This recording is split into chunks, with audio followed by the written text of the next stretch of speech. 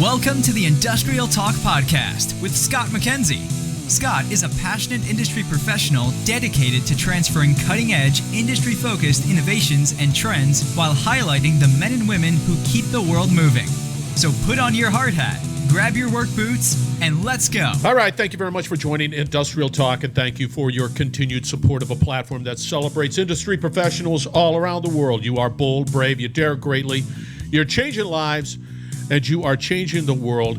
Industry is happening fast, and you've joined a platform that tries to keep up with all of the men and women in industry. In the hot seat, his name is Nikunj Mehta. That's Nikunj Mehta. And we're talking AI. That is a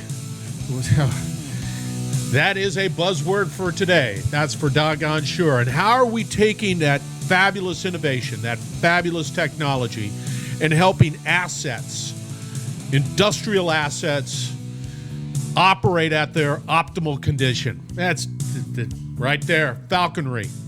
They're doing it. Let's get cracking with the conversation. There's so much happening out in industry. So much. Big time. And it's happening at a pace that is so rapid. I get excited just because I love the learning. I love the education. I love the ability to be able to have conversations with leaders who are just truly passionate about solving the problems, figuring out how technology and innovation can truly solve the challenges of today's market. And so here's Nikunj, and he's got this product and this company called Falkonry. And it's taking AI to the next level. And how do you apply it to industry as a whole? The conversation is just amazing. He does such a great job. There's so much. And I get this feeling inside my heart, inside my mind. I get this feeling that is just the tip of the iceberg. And that goes with all of the technology and innovations that are taking place today. It's just, I feel, it's a feeling. It's based off of conversations I have, but it's a feeling that we're just still at the very beginning. Where is it going? That to me is just an exciting and insightful conversation. And Nikunj does a great job. And again, tip of the iceberg. There's so much more. I don't know what it looks like. I wish I was younger because I don't know. We're all timing. It's all timing. And I'm here now, and I have the great opportunity to talk to all of these leaders. A couple of things to put on your calendar. We've got FabTech coming up, and that's going to be in Chicago. That is September 11th through the 14th, and it's a fabulous event. We're going to be broadcasting from that location. And I was there last year, Atlanta, Georgia, and it's exciting. Once again, it's exciting. If you're not in industry, if you're not engaged in the education and collaboration and how to leverage the innovation that exists out there, you're going to be left behind because it's happening now. So you got to find individuals that can help you with that journey. We also have a couple of on-demand webcasts out there. Go out to industrialtalk.com. One is specific to the utilities, the digitalization of the utilities, conversation with two leaders there, as well as one that is aligned in the PF curve with your supply chain strategy. What does that look like? How do you overlay that? So those are two on-demand webcasts out there, so check them out. All right, let's get on with the conversation. Nikunj, Mehta, Falkonry, we're talking AI. You've got to start that education, that journey, and you got to find individuals that truly have your best interest at heart. Right there, Nikunj. Let's get cracking. Nikunj, welcome to Industrial Talk. Thank you very much for you're busy. You're a busy guy. You're running around. You're in DC now. Thank you very much for finding time in your schedule. I really appreciate that. How are you doing? I'm doing well. Thank you, Scott, for having me on here. And I will say that It's been a terrific year and very busy summer. So I'm glad to see you in this virtual podcast environment. Well, you know what? You know what it is? It's the fact that I get to live my Discovery Channel dreams, meaning I get to learn from the best. I get to just it's like it's a dream of mine to just constantly soak up, the insights that are being delivered by leaders like yourself. It's pretty cool.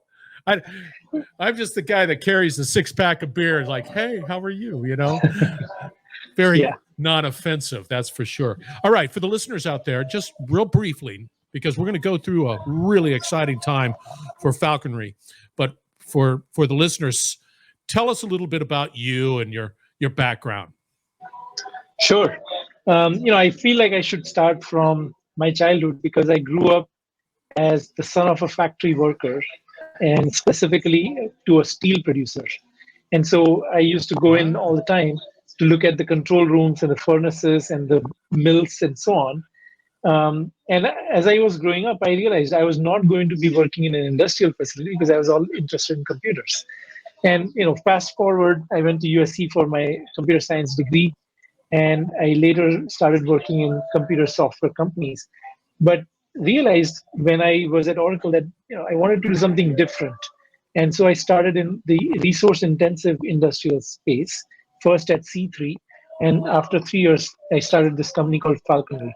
So my journey has been uh, watching the industrial world from a distance and doing everything I could in the computer world, and then eventually realizing that what I had learned and what I liked could actually make a big impact on the industrial world. So that's how it has come together. And as Outside of regards the fact, falconry, outside yeah, of the fact that I like the name Falconry, it's pretty doggone cool.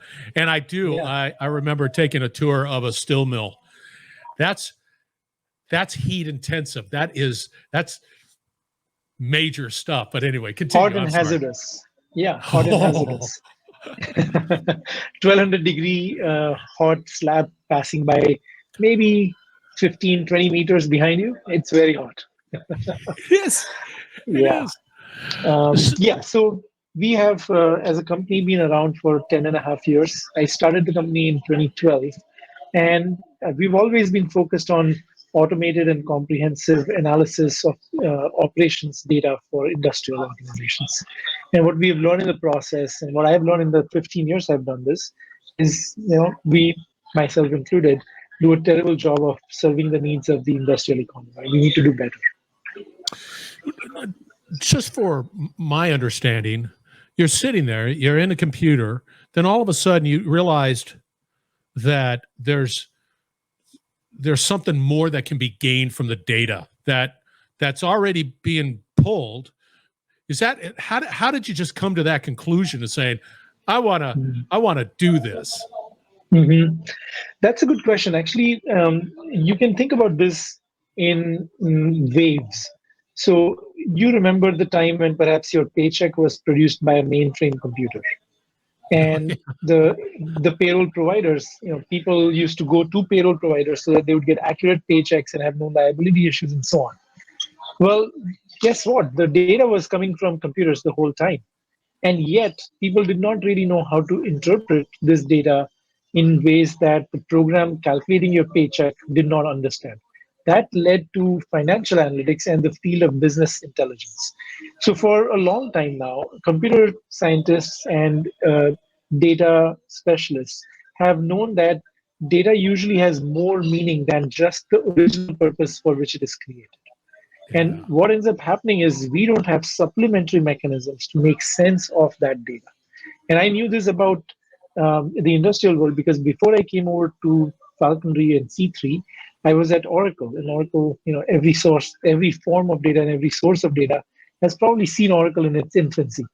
And I saw that with text and video data, and I realized that new types of data, or at least new types that attract the attention of computer software makers, usually have a lot of unfinished business. And when I first came to time series data that originated in the industrial world, I realized that we could not even store that data well. Forget doing any interpretation of that data. That told me if we cannot even store this data, obviously we haven't exploited the data to its fullest extent. Yeah, it's a tsunami. You can always get the data. You just, where do you put it? I mean, it's like, Yeah, it's truly a physical reality. I shove it that's over right. here, but then when you shove it over there, how do you find the gold in the in that pile of data? You know, that to me Yeah, is, that's a tough one, man. And it's, yeah. And Scott, you come from California, and so do I. And shovels, digs, and pans. That is what the Silicon Valley story probably was preceded by the San Francisco story. And I thought long and hard about it. And it took us a really long time to figure out what is it that can help us find those nuggets. It's not an easy question to answer. oh, And for a long time, we looked at ways of combining human knowledge with the industrial automation data. And we kept struggling because human knowledge was so imperfect. In many cases, it was wrong, and it was very hard to overcome the the bias and and errors and mistakes that were creeping into that data. And so we kept getting bad results from the process. And then realized that we should just keep human opinion aside. We have to be able to extract gold directly from that data. We should not think about the human knowledge as a prerequisite. And the moment we started doing that, we derived from the same original industrial automation data very valuable insights that, of course, now people buy as Falconry products, but that we had been struggling to make sense of in this conundrum for a long time. that's interesting. That's not an easy pill to swallow. I That know, and human we will side. probably have many opportunities to talk about that. Yeah, absolutely. Because I agree with you 100%. But it has to be that way, because I know that I'm biased. I think Yeah. this area over here is more important than this area, but then somebody else will think this. You just have it. It's just a human condition. Yeah, I'm biased. It just is what it Yeah. is. I'll tell you one thing. So Donald Rumsfeld used to talk about unknown unknowns, and since then it has entered the pantheon of technical jargon that takes everybody's head for a spin. The reality is that the industrial world has so many unknown unknowns, and it has so many distinct problems that if we focus on solving only one particular incident, we will get almost nowhere with it. And when we realized that there was a better way to go after unknown unknowns, is when we found that we could create a lot of benefit for many industrial organizations through that route. And that is where we've been finding a lot of gold nuggets that can make a business viable to offer software to a large number of customers. And so that has been the learning and over these 11 years, and we have been servicing for the last year or so. You've seen a lot. That's an eternity in the world of what you're in. 11 years. That's an eternity, because you've seen. What fascinates me is the speed at which things are changing now. All of a sudden, I use AI platforms all the time to come up with some sort of, paragraph. I Mm-hmm. like it, and I'll just adjust it, but I like it. And you've seen a lot. Take us through just the premise behind falconry today. Yeah. What are we looking at? Mm-hmm. So falconry has become primarily about surfacing unknown unknowns, and known knowns. If you think about this as simply knowledge, right? Knowledge is what we humans are very good at, Yeah. but we don't have all the knowledge. There's more than we know. So, how do we find that which we do not know? As an example, we often start out with some manufacturer recommendations for what speed to run a new piece of equipment at. But we know that we are going to find that it can be done faster or harder than that. It takes us time to figure that kind of a question out. That's sort of a known unknown. We don't know what is the right speed for us to max out at. Likewise, when some problem happens and we don't know what caused it, that's an unknown unknown. If the problem was going to happen, and if it was going to happen, what would cause it? What Falconry has become is a software approach to find unknown unknowns and known unknowns. I know it's a little bit too technical, but you can No, simplify no, it no, as knowing. no. Yeah. So how, and correct me if I'm wrong. I'm seeing a platform that sits on top of my operations. I'm sort of it's up your here. L2, let's say. It sits on top of L2. That's right. So it's looking down, and it's processing, and I'm hearing that I'm able to see. I'm just trying to find anomalies. Is that accurate? Yes, that is accurate because that is where you first start to get a handle on what's going wrong in your plant. And with anomalies that seem to be repeating, now there are patterns of interest. And you want to know when patterns of interest start to emerge before they become a problem. But everything originally starts out as an anomaly. Then there is a recurrence, it becomes a pattern. And then there is a way to find a precursor to the pattern, and that is an early warning. Do you have in that analogy false positives? Meaning, I see that something's happened. I perceive that something is an anomaly. I'm going to elevate that anomaly to the attention of something or somebody, and then it turns out to be another point of learning where the machine just operates that way or whatever it might be. Yeah. Well, so I'll give you this answer. Just like miscalibration or sensors going bad has not prevented us from putting sensors everywhere, false positives are not going to stop us from getting value out of that data either. False positives are fairly well managed in a good AI environment because there is the wisdom of crowds. When you have lots of sensors, they don't all mislead you unless there is a good underlying reason.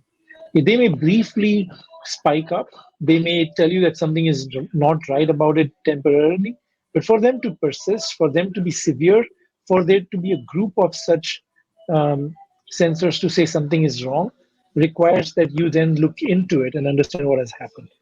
And so we have found that while false positives can create trouble, it is one, not so prevalent as a lot of people fear, and two, it doesn't cost as much effort to review something and say, doesn't make sense, I cannot do anything about it, it's okay, I understand what it is saying, and yes, it's a reason caused by, for example, I have shut down, I have a new product I'm making, I don't need to do something about it. There's a level of comfort there that I sense it, and it's again, I think you brought up a really interesting point, and that is, it doesn't really cost much to say, let me look at it. No, that's sort of the normal way it runs. Make the adjustments and have that platform continue to be refined and learned and continue. And it does. It just continues to sort of hone in. Let me clarify and let me actually add more color to what you said. Yeah. It is learning what behaviors arise, and it is learning how to predict behaviors, and in the process it is incorporating the behavior of the anomalous behavior that persists, and through that saying, okay, well, this is tolerated behavior, so obviously it's no longer to be considered as anomalous. It does not require somebody to provide input to say, do not treat this as anomalous. It does not require somebody to give it a name to say, if it is anomalous, what is its name? It continues to observe and continues to learn about the different ranges of behaviors that can arise. That is what it needs to do extremely well from day one. And it does not require human involvement to set it up or to maintain. See, and so for me, I can be in my OT environment. I'm out in the field, I'm out in the process, I'm out in the manufacturing line, wherever I'm at, and I'm doing my stuff. I am operating from the perspective that I have my CMMS system. I'm performing maintenance. I'm doing what I normally do. What I hear you saying, and correct me if I'm wrong, you're going to take that platform itself and make it in such a way that my efforts, me maintenance guy or me operations guy, process guy, whatever it might be, right, my moves are more efficient. Yeah. I mean, we've been asked by our customers to provide them reports about where specific observed anomalies arise and send it to them as a notification as quickly as is possible from the data, um, and that people will then look at those findings to decide what they're going to do about it. If it's an anomalous behavior, generally we want an engineer to look at it.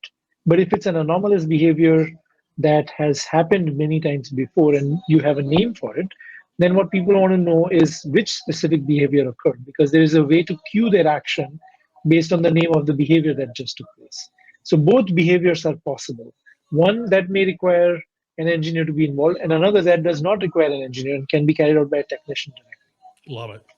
See, And that's exciting stuff. I love it. I don't, I still think that we're just sort of scratching the surface. You've been in the business for 10 years plus, but I still think that we're still scratching the surface. I'm going to shift gears a little bit. Falconry is also a part of now IFS. Explain to us that relationship. Where do you see it yes, sort of growing? yes. So as you know, this is very recent news, and Falconry has signed an agreement to be acquired by IFS. It is subject to government approval, and it will take us through the end of Q4. But let me tell you what it means. First of all, Falconry has been serving in the area of production optimization or process optimization, and as part of that, improving reliability, improving availability, and potentially improving quality. Now, all of that is seen as the realm of asset performance management. And as we know, APM is a field that many analysts have written off and have said that it's a category that came and lost its opportunity. No On the other way. hand, there is enterprise asset management, and enterprise asset management companies have created sustainable long term businesses. And these are companies like IFS, but many others. And for the longest of time, I, as an entrepreneur, have wondered what are the enterprise asset management companies doing about asset performance management? And you can see most of them have some way of doing an alert based on a rule set up on a meter where some measured value is sent from the factory periodically to the enterprise asset management. Now, the reality is that most people have not been able to make much use of their industrial automation data with that enterprise asset management capability. And EAM companies have always said we are bringing AI, or that we are taking more of the SCADA data in to help you improve your operations practices. But reality is that it's not been easy. They have not really succeeded. So IFS, in their analysis, judged that EAM and APM have to be brought closer together, and that AI has to be the primary mechanism to enable that asset performance management. So it's a very logical combination, one that many analysts seem to feel is long overdue, and is entirely logical for it to come together. And that's how I see it for the market and for partners and customers. I see this as a way to provide the level of support that people are looking for to go from SCADA systems to more effective operation systems, including maintenance. All right. You said a lot in that whole conversation. Enterprise asset management. I didn't realize asset performance management and sort of a shift in thinking, but I think because of that, you've clarified the enterprise asset management approach is more holistic and global versus the asset performance management, which gets down into more of the macro and on that asset itself. So you're able Yes, to, go ahead. yeah, enterprise asset management is about resources, and it aims to streamline workflows. And in doing so, we are trying to minimize inventory of parts, overtime pay, as well as the number of people required to service a plant. That's what we're trying to do with an enterprise asset management. But it doesn't really know the right triggers. And that has been the main weakness of enterprise asset management. It doesn't know when. It's dependent on manufacturers, it's dependent on tribal knowledge, it's dependent on break fix, but not really what is the machine saying. It doesn't really have a way of knowing that. Asset performance management ought to have answered that question, but it generally doesn't. That's why everybody's been talking about smart manufacturing, because APM has been around for 20 years. Why did we need smart manufacturing if APM was effective? So clearly, it hasn't done its job. Now, when it comes to APM, a lot of the APM techniques of the past were looking at some downsampled rate of information from some key parameters of SCADA and using that to make decisions. And what we are finding is that that's not enough. When the industrial automation system can run 100 values per second in maintaining the performance of the production process, but you're looking at it maybe once every 5 or 15 minutes, then you're missing all the behavior that happens that would tell you why something went wrong. So therefore, APMs cannot answer the question or cannot help you answer the question, why did it happen? And without being able to answer the question, why did it happen, its own value is in question. Yeah. And that's where AI is being asked to step up and not only answer the question, is something bad about to happen, but answer the question, why does the AI think something bad is about to happen? Yeah. And therefore, guide people to solving those problems so they can avoid those problems. This is really an interesting conversation. I have one question. Do you find, let's just be real, manufacturers want to manufacture. Process people want to process, do whatever is necessary for process and so on. You're introducing something that is not a part of my thinking, quite frankly.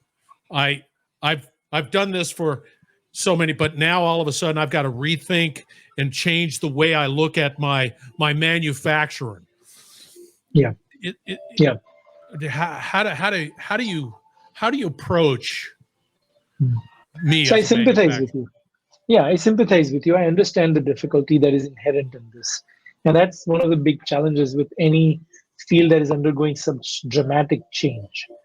Um, First of all, nobody has the role description to do what this AI might ask it to do, which is set it up or interpret its results or reason about why it did what it did. Nobody has that role. So it's never going to happen, or it's not going to happen while the role is not there. But even otherwise, I think ultimately this is a top down and a bottom up experience in organizations. The top down is I need to invest in and fund these kinds of big changes because it makes such a huge difference to our competitive ability. The bottom up is I already have my hands full.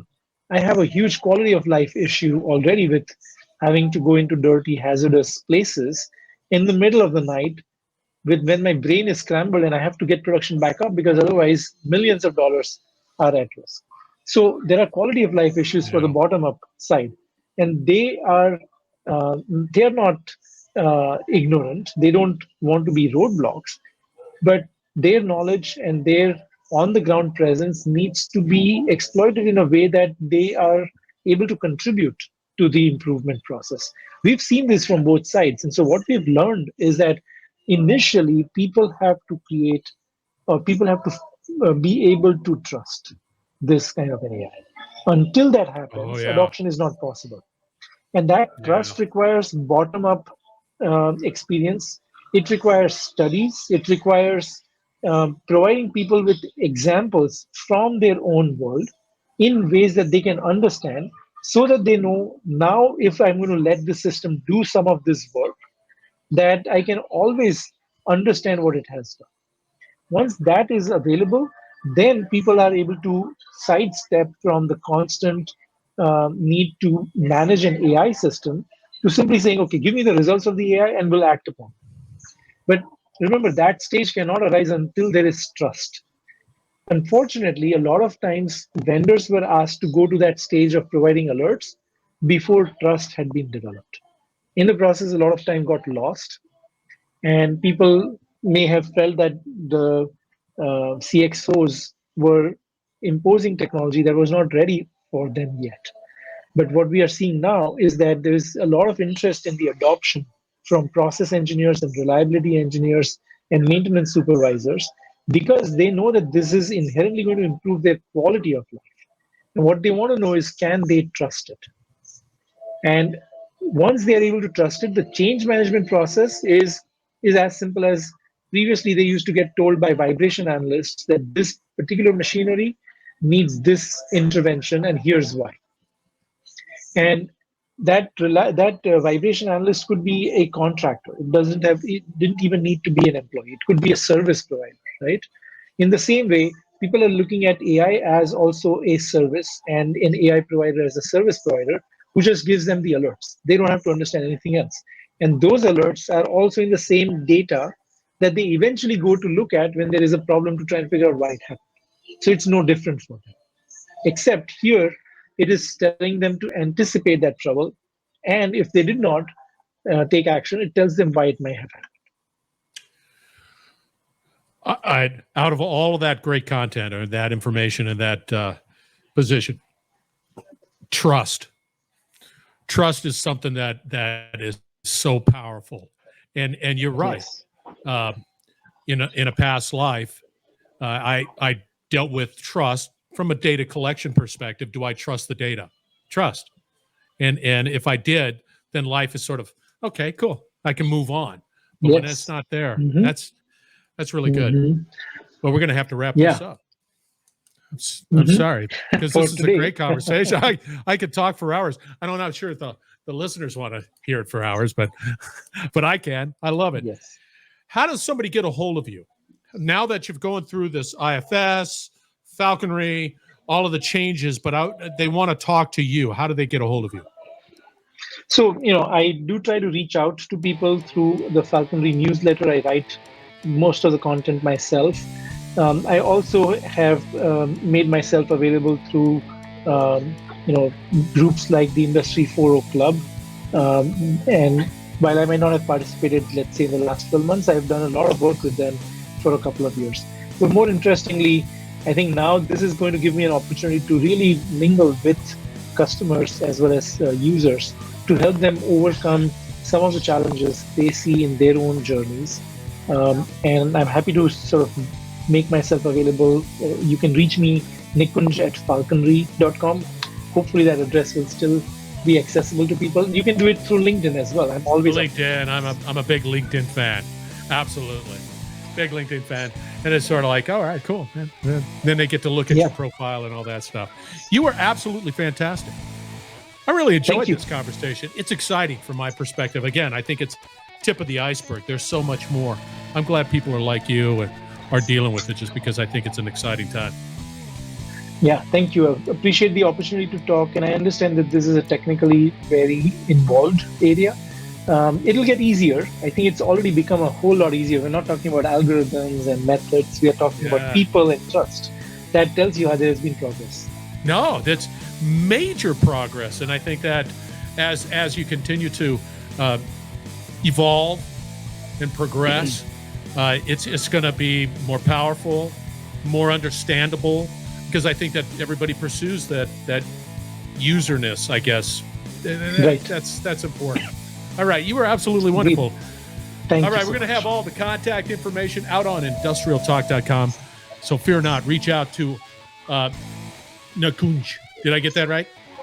Nikunj. Yep. Nikunj. I got it. All right. Stay tuned. We will be right back.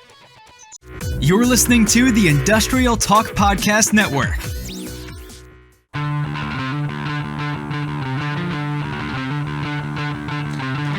I'm excited.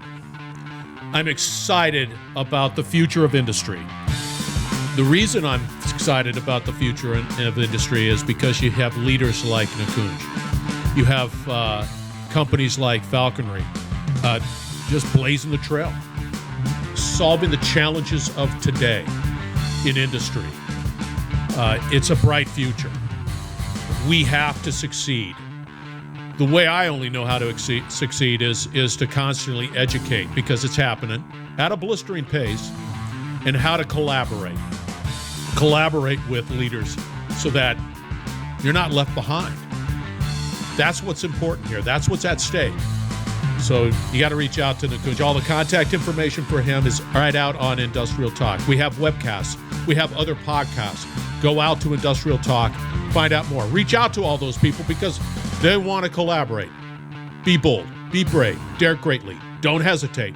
Reach out to Nikunj, and you're going to change the world.